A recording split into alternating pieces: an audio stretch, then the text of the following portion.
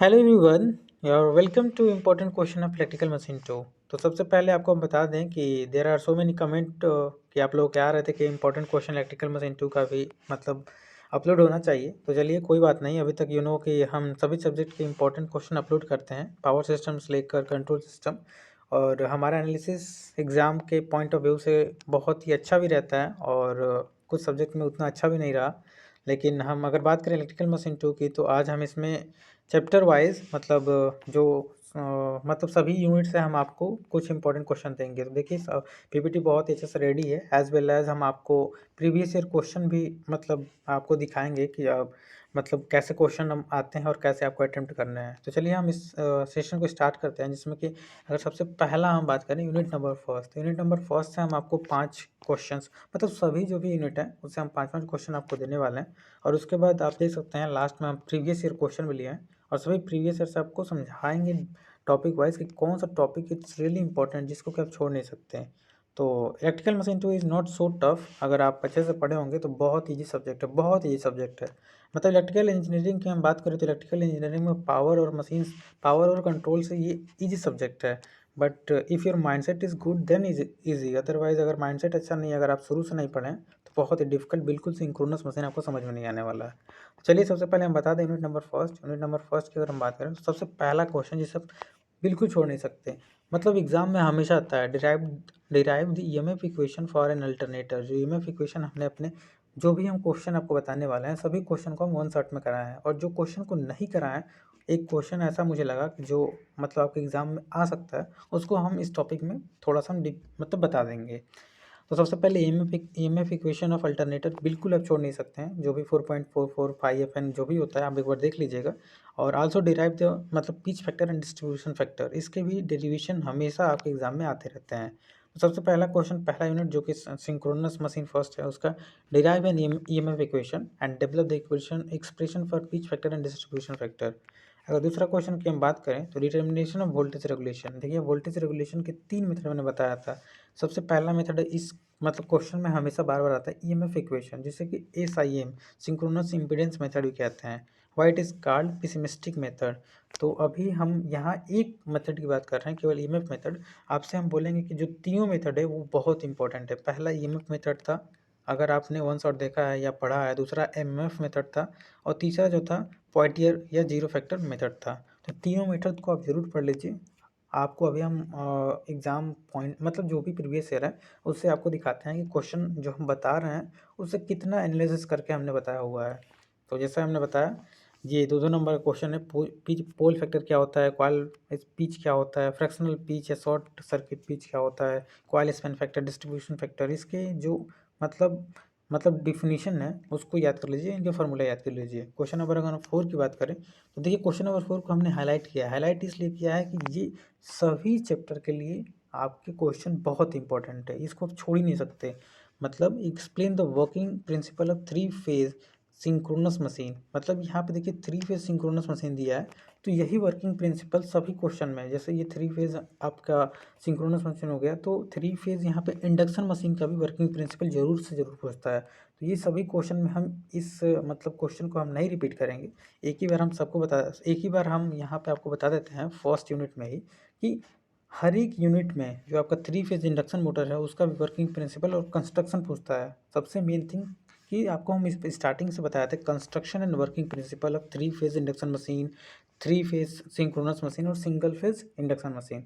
तो ये सभी यूनिट के लिए है, फर्स्ट से लेकर फिफ्थ तक सभी यूनिट में आपको वर्किंग प्रिंसिपल और मतलब सभी यूनिट के वो उसके मतलब कंस्ट्रक्शन आने चाहिए। क्या है, सबसे पहले पहला सिंक्रोनस मशीन है, दूसरा जो है इंडक्शन मशीन है और तीसरा सिंगल फेज है। तीनों के आप वर्किंग प्रिंसिपल जरूर से जरूर पढ़िए। देखिए उसको हमने हाईलाइट किया है, तो उसके एप्लीकेशन भी आपको मालूम चाहिए। सिंक्रोनस मशीन और इंडक्शन मशीन जो भी सिंगल फेज जितने टाइप के मोटर हैं सबके एप्लीकेशन। उसके बाद अगर हम पाँचवा क्वेश्चन की बात करें तो आर्मेचर रिएक्शन जो भी हमने बताया था इंडक्शन मशीन में।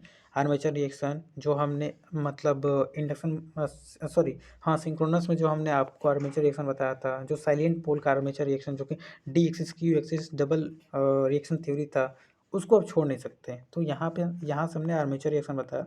और फिर से ये भी जो क्वेश्चन है open circuit and short circuit test in synchronous machine हो गया, ये हमने हाईलाइट किया है, ये इंडक्शन मशीन भी होगा और ये मतलब सिंगल फेज भी हो गया। तो ये दोनों जो क्वेश्चन है वो सभी यूनिट के लिए बहुत इंपॉर्टेंट है।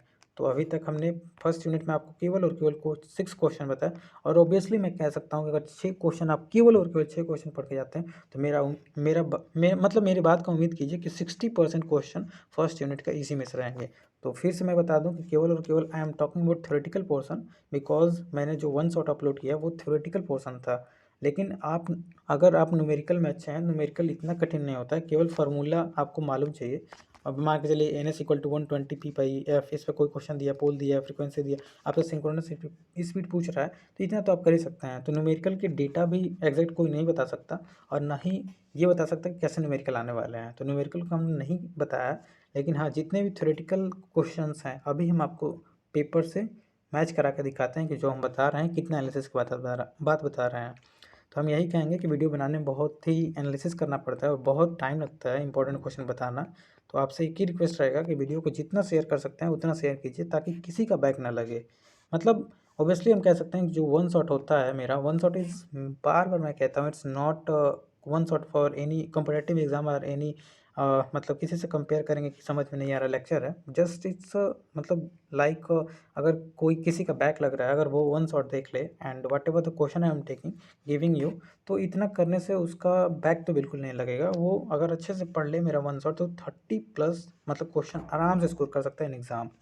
So now if I talk about unit number 2, तो यूनिट नंबर 2 के इंपॉर्टेंट क्वेश्चन की हम बात करें तो सबसे पहला important question two reaction theory, जिसको कि हमने बहुत ही मतलब अपने वन शॉट में अच्छे से बताया हुआ है।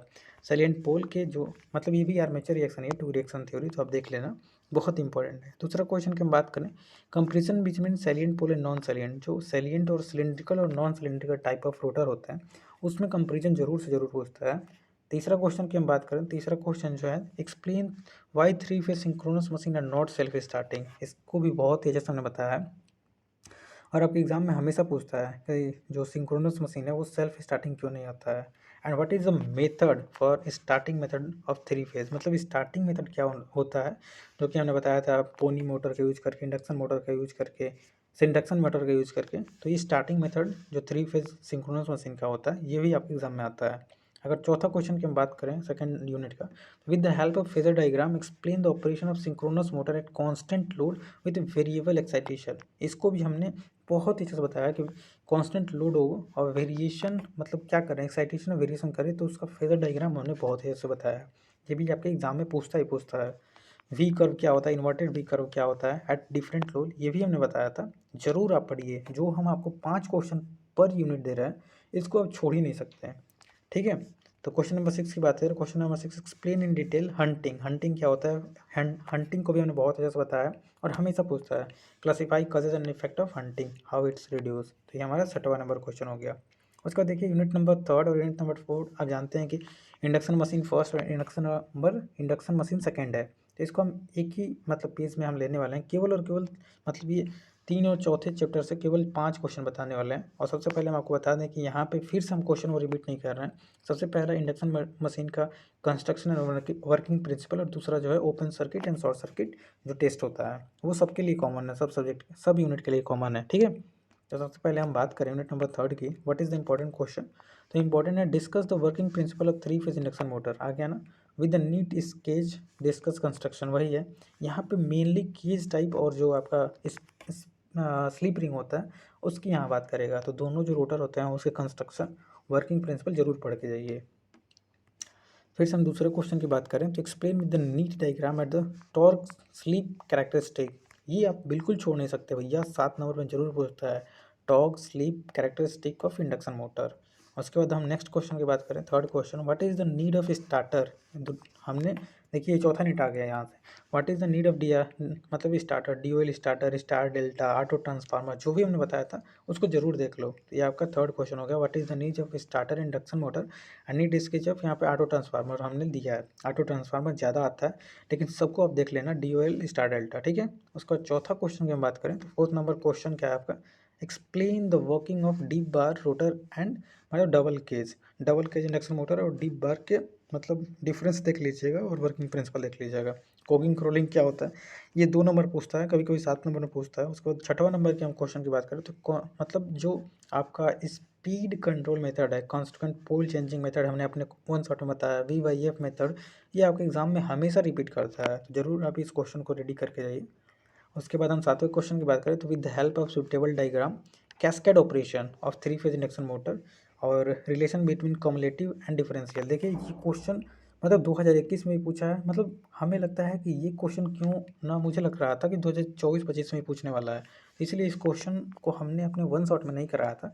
लेकिन यहाँ हम आपको देखिए कैस्केड बताने वाले हैं। कैस्केड क्या होता है, देखिए कैस्केड इज ऑल्सो मतलब जो होता है कैस्केड मेथड जो होता है स्पीड कंट्रोलिंग ऑफ इस इंडक्शन मोटर के लिए यूज करते हैं। सबसे पहले हम क्या करते हैं, देखिए इसमें दो हम दो मतलब मोटर लेते हैं, एक जो मेन मोटर होता है, एक ऑक्सिलरी मोटर होता है। पहला मोटर जो होता है मेन मोटर को 3 फेज सप्लाई देते हैं और इसको कपल्ड करते हैं, ठीक है। इसके जो रेजिस्टेंस है स्लिप रिंग से, स्लिप रिंग का आप जानते होंगे कि एक्सटर्नल रेजिस्टेंस ऐड करेंगे, तो इसके हम मतलब जो हमारा मेन मोटर होता है स्लिप रिंग, इसके रेजिस्टेंस जो बाहर मतलब ऐड होते हैं, इसके रेजिस्टेंस से हम ऐड कर देते हैं। तो क्या होता है, केवल मतलब ये समझना है कैसे हम स्पीड को कंट्रोल करते हैं। तो सबसे पहले हमको बताते हैं कि वनली व्हेन मीटर मतलब मेन मोटर होता है उसके लिए हमारा सिंक्रोनस स्पीड इतना हो जाएगा NS = 120 F/P, और दूसरा जो होगा हमारा ऑक्सिलरी के लिए भी इतना ही होगा। तो ये NS स्पीड हमारा मेन मोटर और ऑक्सिलरी मोटर। तो देखिए इसमें 2 टाइप अभी हमने बताया, बहुत ही ईजी था इसलिए हमने सोचा कि इसको छोड़ दिया, लेकिन आपको बता ही देते हैं। कम्युलेटिव कनेक्शन होता है, डिफरेंशियल कनेक्शन होता है। कम्युलेटिव मतलब when the motor couple together and same direction, जब सेम डायरेक्शन में रोटेट करे तो कम्युलेटिव कहते हैं। और डिफरेंशियल मतलब देख सकते हैं डिफरेंट मतलब डायरेक्शन में रोटेट करे। तो देखिए जब सेम डायरेक्शन में रोटेट करेगा ना तो इनका पोल जो है ऐड होगा, P1 + P2 होगा। तो NS = 120 P1 + P2। तो देखिए N is directly inversely proportional to pole. तो जब नंबर ऑफ पोल बढ़ेगा तो हमारा स्पीड घटता है, यू नो वेरी वेल। और जब पोल घटेगा तो हमारा स्पीड जो है बढ़ेगा। तो यहाँ से स्पीड कंट्रोल हम कैसे कर रहे हैं देख सकते हैं। यहाँ पे नंबर ऑफ पोल बढ़ रहा है तो स्पीड घट रहा है, वही हमने लिखा है। नंबर ऑफ पोल बढ़ रहा है तो स्पीड घट रहा है। और यहाँ पे नंबर ऑफ पोल मतलब number of pole P1 - P2 होगा तो नंबर ऑफ पोल घटेगा, यहाँ पे घट रहा है इसलिए स्पीड बढ़ रहा है। तो ये बहुत ही ईजी होता है, लेकिन ये देखो 7 नंबर में पूछता है। बताओ हम 1 मिनट में आपको समझाएं, क्या आपको 1 मिनट में समझ में नहीं आया? बिल्कुल आया होगा यार। इसमें है क्या, केवल हम 2 मतलब मोटर को कपल्ड कर रहे हैं, कपल्ड करने के बाद इनके नंबर ऑफ पोल जुड़ रहे हैं जब सेम डायरेक्शन में, और नंबर ऑफ पोल घट रहे हैं जब अपोजिट डायरेक्शन में रोटेट कर रहे हैं। ये हमारा कैस्केड मेथड हुआ। तो अभी तक हमने चारों यूनिट का आपको बताया इंपॉर्टेंट क्वेश्चन। अब हम चलते हैं यूनिट नंबर 5। यूनिट नंबर 5 में हमने 3 क्वेश्चन केवल आपको बताएंगे, और वही है कि सिंगल फेज है तो सबसे पहला क्वेश्चन जो सबसे पहला हो गया construction and working of single phase. दूसरा हो गया open circuit and short circuit test of single phase. उसके बाद हम अगर तीसरी क्वेश्चन की बात करें, मतलब ये तीसरा ही है क्योंकि 2 तो पहला से है, पहला दूसरा सभी क्वेश्चन के लिए।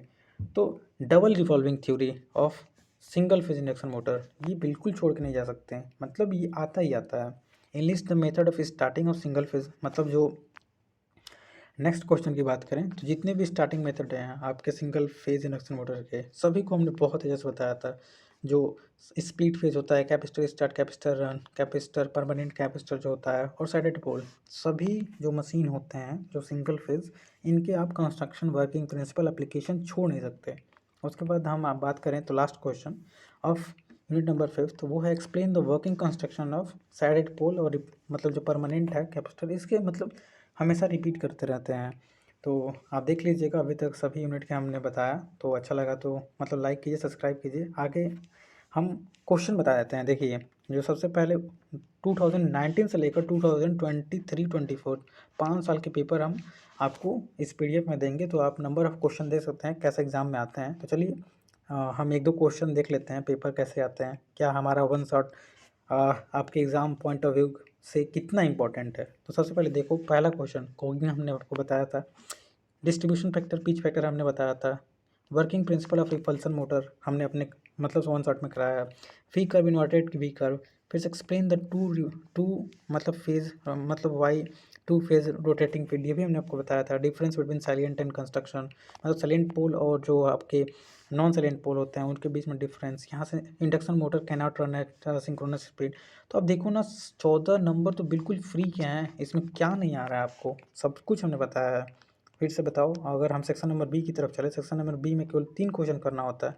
सबसे पहले हम थ्योरेटिकल ही केवल बात करेंगे, न्यूमेरिकल की बात नहीं करेंगे। अब बताओ, हमने अभी ये SIM, हाँ अभी इसमें हमने अपने इंपॉर्टेंट क्वेश्चन में बताया भी है कि SIM पूछता है, मतलब सिंक्रोनस इम्पीडेंस मेथड क्यों नहीं आप कर सकते। फिर से no load block rotor test, देखो बिल्कुल आ गया, बिल्कुल आएगा भैया। यहाँ से देखो क्वेश्चन नंबर 3 ही क्वेश्चन करना है, ये भी आपको आ रहा है, इंडक्शन मोटर के वर्किंग प्रिंसिपल। फिर से रिलेशन बिटवीन जो मतलब मैक्सिमम टॉर्क होता है, ये क्वेश्चन शायद हमने नहीं लिया है, लेकिन आप ज़रूर पढ़ लीजिएगा। तो देखिए 5 करना है, 5 में आपको 4 क्वेश्चन यहाँ से आ रहे हैं। अगर हम सेक्शन नंबर सी की बात करें, तो अभी हमने बताया कि आर्मेचर रिएक्शन आप छोड़ के नहीं जा सकते हैं, तो बिल्कुल आप आर्मेचर रिएक्शन कर सकते हैं। उसके बाद क्वेश्चन नंबर 4 की बात करें, तो देखो आपके एग्जाम में हंटिंग हमने अभी बताया, हंटिंग भी बहुत ही इंपॉर्टेंट, आप देख लेना, दोनों क्वेश्चन आपको आ रहे हैं, आप आराम से कर सकते हो। देखो क्वेश्चन नंबर 5 की बात करें, तो न्यूमेरिकल छोड़ो, थ्योरेटिकल की हम बात कर रहे हैं। थ्योरेटिकल में देखो अभी हमने बताया था क्वेश्चन नंबर 5 का ई देखो, डबल टू रिएक्शन थ्योरी, अभी हमने अपने इस इंपॉर्टेंट सीरीज में लिया है। बताओ यहाँ से ऑब्वियसली हम कह सकते हैं मतलब 70% 60% important question is not, 90% question हमारे जो हमने आपको एनालिसिस करके बताया उसी में से क्वेश्चन है। देख लो एक बार फिर से, लास्ट क्वेश्चन हम बताते हैं। लास्ट क्वेश्चन जो है वो है इक्विवेलेंट सर्किट डायग्राम, ये हमने नहीं लिया है, लेकिन ये नीचे वाला मतलब ब्रशलेस DC मोटर ना तो आपके साथ सिलेबस में दिया है, लेकिन आप पढ़ लेना एक बार। अब सीधे चलते हैं लास्ट ईयर क्वेश्चन पे। देखिए सभी क्वेश्चन दिए हैं, आप देख लेना। हम एक बार लास्ट ईयर के क्वेश्चन देख लेते हैं, अभी 2023 और 24 के कैसे लेवल ऑफ क्वेश्चन आ रहे हैं और कैसे आपको प्रिपेयर करके जाना है। देखो ये छोटा सा न्यूमेरिकल है, आप तो कर ही लोगे। ये pre determining the voltage regulation 3 phase, ये हमने बिल्कुल आपको बताया था, 3 टाइप के होते हैं। फिर से V curve inverted V curve, ये भी आप कर लोगे। फिर से लेटेस्ट मतलब पैरेलल ऑपरेशन हमने बताया था, ये भी आप कर लोगे। बताओ कौन सा क्वेश्चन है जो नहीं आएगा आपको, कोइंग क्रोलिंग हो गया, फिर से इंडक्शन मोटर का पावर फैक्टर क्यों लो होता है, ये सब हमने अपने वन शॉट में बताया है। फिर से डिफरेंट टाइप ऑफ सिंगल मतलब फेज इंडक्शन मोटर कितने होते हैं, सब कुछ हमने बताया। देखो यहाँ से 14 में मतलब ये तो 100 नंबर पेपर है, 20 में 20 नंबर का क्वेश्चन आपको आ रहा है। फिर से अगर सेक्शन नंबर बी की हम बात करें, सेक्शन नंबर बी में रोटेटिंग मैग्नेटिक फील्ड, बताओ रोटेटिंग मैग्नेटिक फील्ड इतना अच्छा समझ समझाया, वो आप कर ही लोगे। फिर से मतलब यहाँ पे अगर सेकंड क्वेश्चन की बात करें, तो working principle of synchronous motor, हमने बोला है कि सबका वर्किंग प्रिंसिपल और मतलब इस कंस्ट्रक्शन बहुत इंपॉर्टेंट है, यहाँ से भी कर लोगे। स्टार डेल्टा का हमने बताया ही आपको। फिर से मतलब हम इसलिए कह रहे हैं कि जो आपका यूनिट मतलब मशीन है, मशीन की अगर हम बात करें स्पेशली, तो मशीन में ऐसा कोई यूनिट नहीं है जो हमने आपको वन शॉट में नहीं बताया, और यही कारण है कि सभी क्वेश्चन हमने करा दिया है आपको। फिर से अगर सेक्शन नंबर सी की बात करें, तो बताओ आपको सिंक्रोनस अभी EMF इक्वेशन बिल्कुल अभी शुरू में बताया था, सबसे पहले स्टार्ट ही किया था। देख लो ये कितना इंपॉर्टेंट है, सभी क्वेश्चन केवल और केवल आपके हम जो आपको इंपॉर्टेंट क्वेश्चन बता रहे हैं वहीं से आ रहा है। तो हंटिंग क्या होता है, फिर से अगर हम बात करें 5वां क्वेश्चन, तो टॉक स्लिप कैरेक्टरिस्टिक हमने बताया था। फिर से अभी हमने ये क्वेश्चन बिल्कुल लिया हुआ है VYF मेथड, ठीक है। लास्ट क्वेश्चन की बात करें तो block rotor test and no load test, तो देख सकते हो भैया कितना आसान है मशीन, मशीन को कठिन मत बनाओ। Machine is the one of the easy subject of electrical machine second मतलब थर्ड ईयर का। और मैं आपसे यही रिक्वेस्ट करूँगा कि जितना हो सके, वीडियो को बनाने में बहुत ही मेहनत लगता है, एनालिसिस करने क्वेश्चन, जितना हो सके भाई आप लोग इसको शेयर कीजिए, और हो सके तो लाइक भी कीजिए, और अपना फीडबैक भी दीजिए कि कैसा आपका पेपर हुआ पेपर होने के बाद। Thank you.